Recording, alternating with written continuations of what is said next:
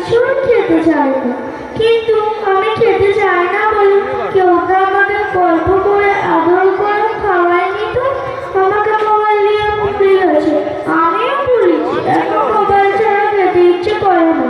কিন্তু তুমি তো মোবাইলে গেমও খেলো। আমার তো খেলতে ইচ্ছে করে, কিন্তু কেউ তো আমার সাথে খেলে না, কেউ তো আমাকে খেলতেও নিয়ে যায় না। এখন আমি কি করবো? মিয়া, আসামি আরো বলে গেছে, আসামি দুনিয়াতে যে সমস্ত দোয়া আমল শেখানো হয় সেগুলো কিছুই আমল করে না। যেমন খাওয়ার দোয়া, ঘুমানোর দোয়া, ঘুম থেকে ওঠার দোয়া, সেগুলো কিছুই আমল করে না। অর্ডার অর্ডার অর্ডার, আসামি কি কিছু বলতে চাই? হ্যাঁ, আমি দুনিয়াতে দোয়া পড়ি না। আমি পড়ি না বলে কেউ তো আমাকে বলে না, কেউ তো আমাকে মনেও করিয়ে দেয় না। এখন আমি কি করবো? অবজেকশন মিলার, আমার ক্লায়েন্ট জানা সুলতানা সম্পূর্ণরূপে নির্দোষ। আমি প্রমাণ করে দিচ্ছি, একটি শিশু কখন কোন দোয়া করবে বা কি আমল করবে সম্পূর্ণ দেখার দায়িত্ব তার পিতা মাতার। অবজেকশন মিলার, আসামি যে অপরাধী তার গুরুত্বপূর্ণ প্রমাণ আমি পেশ করছি যে আসামি দুনিয়াতে খুব বেশি কামাই করে। আমি কিছু বলতে চাই, অনুমতি নিতে চাই। অনুমতি দেওয়া হলো। আমি তো দুনিয়াতে যেতে চাই। মা বলে আজ দুনিয়াতে যেতে হবে না, আজ সব আমার বাড়ি যাও। আমি যেতে চাই না, আমাকে জোর করে নিয়ে যাও। তোমার কি কোনো প্রমাণ আছে? অবজেকশন মিলার, আমি সাক্ষী পেশ করছি।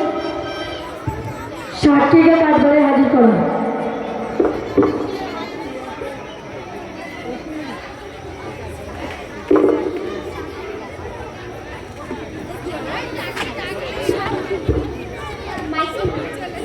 শপথ গ্রহণ করো। যা বলিব সত্য বলিব, সত্য ছাড়া মিথ্যা বলিব না।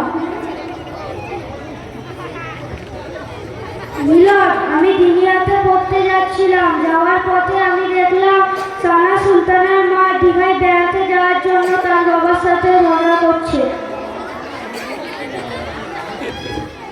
এখানেই তো প্রমাণ হয়ে গেল আমার ক্লায়েন্ট সানা সুলতানা সম্পূর্ণরূপে নির্দোষ। মহামান্য আদালতের এটাই সিদ্ধান্ত যে আসামি সম্পূর্ণরূপে নির্দোষ। সমস্ত দোষ তার পিতামাতার। সন্তানকে দোষ দেওয়ার আগে হাজারবার ভাবো, সন্তানকে ফোন দেওয়ার আগেও। আমাদের এই মোকাবেলার প্রধান উদ্দেশ্য হলো যে সবসময় সন্তানের দোষ থাকে না, তার পিতামাতারও দোষ থাকে। সন্তান যে সমস্ত আমল করতে ভুলে যাবে সেটাকে মনে করে দিন। আসসালামু আলাইকুম ওয়া রাহমাতুল্লাহি ওয়া বারাকাতুহু। হ্যাঁ, মাশাআল্লাহ, খুব সুন্দর হয়েছিল, সুন্দর হয়েছে।